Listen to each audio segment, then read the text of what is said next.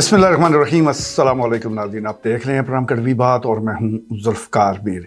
नाज़रीन, सियासत में क्रेडिट लेने की दौड़ जो है वो हमेशा जारी रहती है। हर पॉलिटिशियन की ये कोशिश होती है कि वो किसी भी तरक्याती मंसूबे या कोई भी ऐसा काम है कि जो कि उसके हलके में हुआ हो, उसके ज़िले में हुआ हो, तो हर सूरत उसका क्रेडिट उसे मिलना चाहिए।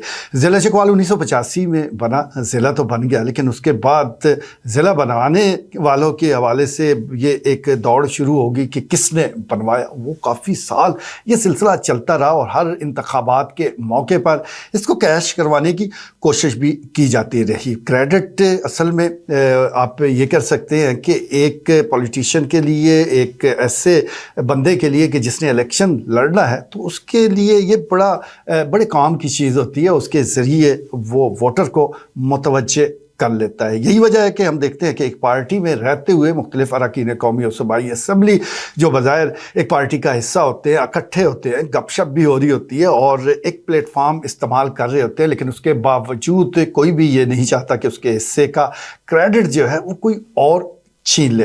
इस वक्त भी ये सूरत हाल मौजूद है। कभी कभार कुछ ऐसी खबरें, कुछ ऐसी चीज़ें सामने आ जाती हैं कि जिस पर तबसरा करना ज़रूरी होता है। इस वक्त चकवाल में सबसे बड़ा जो मंसूबा है 5.25 अरब रुपए का, वो जामी साहब यानी नात खान, मारूफ नात खान अब्दुल रज़ाक जामी साहब की वसातत से वो ज़िला चकवाल आया। और ये एक बड़ी सड़क है जिसने तलागंग से शुरू होना है, भरपुर से होते हुए कलरकार और फिर चौसैदन शाह पहुँचेगी। 5.25 अरब का मंसूबा अब्दुल रज़ाक जामी ले आए हैं, क्योंकि ना वो MNA है, ना वो MPA है, ना सियासत से इस तरह का उनका कोई ताल्लुक वास्ता है। हाँ, ताल्लुक है तो साबिक़ वज़ीर आज़म मियां मोहम्मद नवाज शरीफ और उनकी फैमिली के साथ ज़रूर ताल्लुक है, और इसी ताल्लुक को कैश कराते हुए उन्होंने ये मंसूबा हासिल कर लिया। माजी में भी वो कई बार ऐसा कर चुके हैं, लेकिन इस माहौल में कि जब कोई भी तरक्याती काम के लिए फ़ंड्स का असूल बड़ा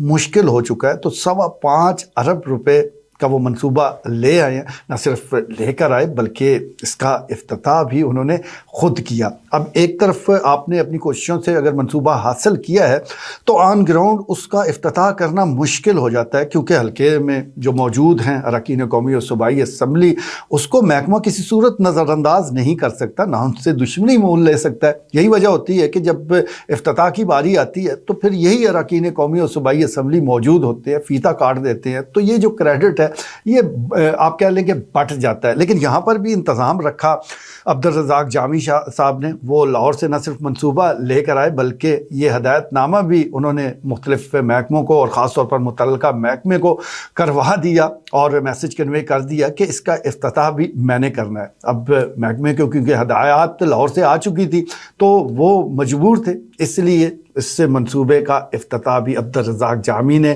ख़ुद कर दिया। ना यहाँ पर हल्के का असम्बली का मेंबर मौजूद था, सूबाई का, ना कौमी का, ना कोई और पॉलिटिशियन, बस अब्दुल रज़ाक जामी, गाँव के कुछ लोग, मीडिया के चंद अफराद वो मौजूद थे और मंसूबे का इफ्तिताह हो गया। अब कहने को तो ये आम सी बात है, लेकिन आम सी बात है नहीं। अगर आम सा आप कह सकते हैं कि एक ऐसा आदमी जिसके पास सच कोई ओहदा नहीं है, वो 5.25 अरब रुपए का मंसूबा ले आया, तो फिर अरकान कौमी और सूबाई असम्बली पर ये दबाव तो बढ़ जाता है कि आप क्या कर रहे हैं, आप क्यों नहीं बड़े मंसूबे ला रहे। तो बात तो फिर वो क्रेडिट किया और उन्होंने किसी मौके पर अपने क्रेडिट को, हालांकि उन्होंने कोई इलेक्शन बज़ाहिर लड़ना भी नहीं है और माजी में भी उन्होंने कोई ऐसा इलेक्शन नहीं लड़ा जामी साहब ने, लेकिन फिर भी उन्होंने अपने क्रेडिट को ज़ाया नहीं होने दिया और किसी और को कैश कराने का मौका भी नहीं दिया। इसी तरह नीला दुर्रा से भी इसी किस्म की इतला आ रही है। वहाँ पर सुई गैस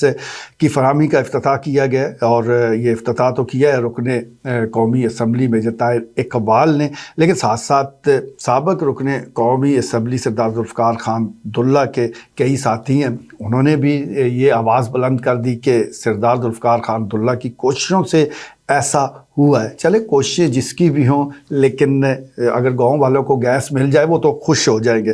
لیکن پولیٹیشین کے لیے یہ قابل قبول نہیں ہوتا کہ جس نے بھی کوشش کی ہو اس حوالے سے وہ ضرور یہ چاہتا بھی ہے اور بجا طور پر یہ چاہتا ہے کہ اس کو کریڈٹ ملے.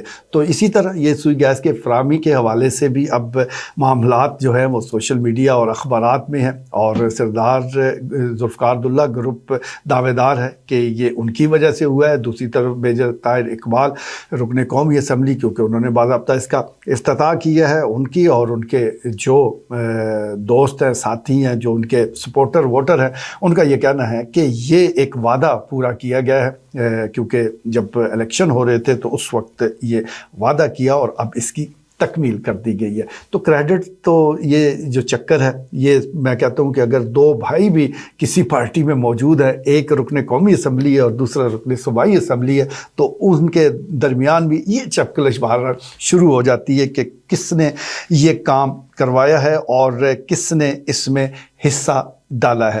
اسی طرح ایک بڑا منصوبہ جس طرح میں نے ذکر کیا ہے کہ تلگنگ بھرپور کلرکار چوہا سیدن شاہ اور پھر چوہا سیدن شاہ سے کھیوڑا ایک آگے سڑک جا رہی ہے. یہ منصوبہ جو ہے ملک تنویر اسلم سیٹھی MPA کی وساطت سے یہ علاقے کو ملا ہے. چلیں یہ تو ان کا منصوبہ، انہی کا کریڈٹ، یہاں پر کریڈٹ کی جنگ نہیں ہے، لیکن بڑے منصوبہ جات کی کوشش وہ کی جاتی ہے اور کرنی بھی چاہیے، کیونکہ اس کے ذریعے علاقے کی تقدیر بدل جاتی ہے. اب جس سڑک کا میں ذکر کر رہا ہوں یہ محض ایک سڑک نہیں ہے، یہ کوریڈور ہے. یہ معاشی سرگرمیوں کو بہت تیزی کے ساتھ آگے بڑھائے گی اور علاقے کے لوگوں کو اس کا بڑا فائدہ ہوگا. تو اس لیے لوگ تو جہاں پر بھی کوئی اچھا کام ہو اس کی ضرور تعریف کرتے. ہاں ایک الگ معاملہ ہے اور وہ ہے ووٹ دینے کا.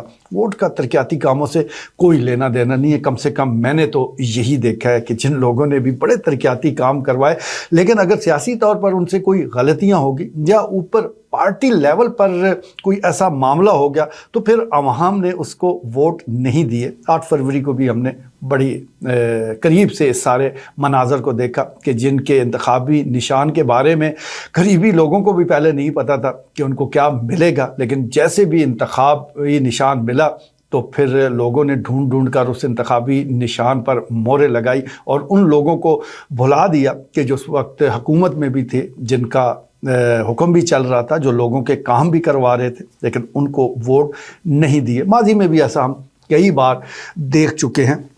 بڑے بڑے جو پروجیکٹ لانے والے ہیں ان کو اس کا فائدہ نہیں ہوتا، لیکن بات پھر وہی آ جاتی ہے کہ کریڈٹ جانے کوئی نہیں دیتا، کیونکہ تاریخ لکھی جا رہی ہوتی ہے. اور پھر جس حوالے سے بھی بات ہو، کبھی بھی بات ہو، جس طرح ضلع کی بات ہوتی ہے تو مرحوم قاسمی صاحب کا ذکر سب سے پہلے آتا ہے کہ انہوں نے جلسہ عام میں سابق صدر ضیاء الحق کے سامنے یہ کلمہ حق کہا کہ چکوال کو ضلع بنایا جائے.